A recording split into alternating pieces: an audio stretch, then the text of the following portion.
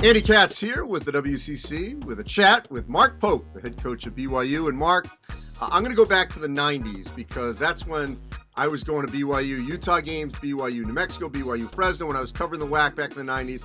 And I remember how amazing the Marriott Center can be, was, and watching Saturday night, it felt like that again. What was it like to be in that atmosphere?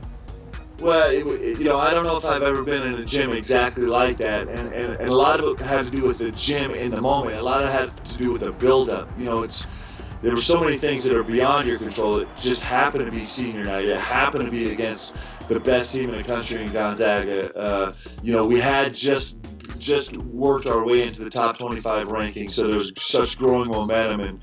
And again, I'll say it again, we have this really extraordinary senior class that has fought for so long and so hard to get here. And we got this unbelievable student section in the Rock that is just like nothing else. And so, and then our marketing team and our game promotions team, they lost their minds with the whole deal.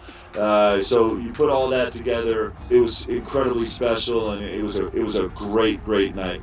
Yeah, you're right. I mean, the timing was like the perfect storm. This team, though, what do you attribute the way in which you guys are playing now versus, earlier in the season?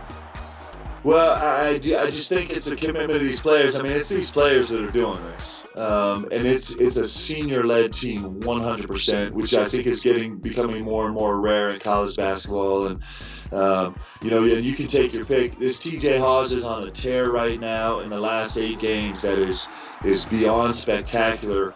Starting on the defensive end, Yoeli Childs.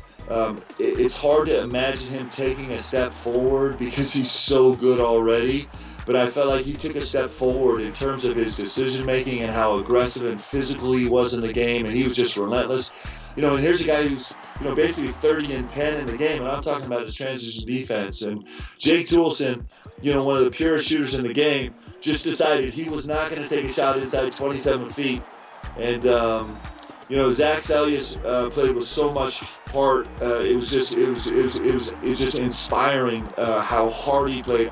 All of that, of course, was fueled by this extraordinary crowd. So this whole deal, the reason this team's playing well is because we have great senior players that have taken it upon themselves to really grow in this game and stick with it. And they're doing something special right now and reaping some benefits. And I think they still got a lot left in the tank. Mark, this will be your first go-around with the WCC Tournament with the double bye.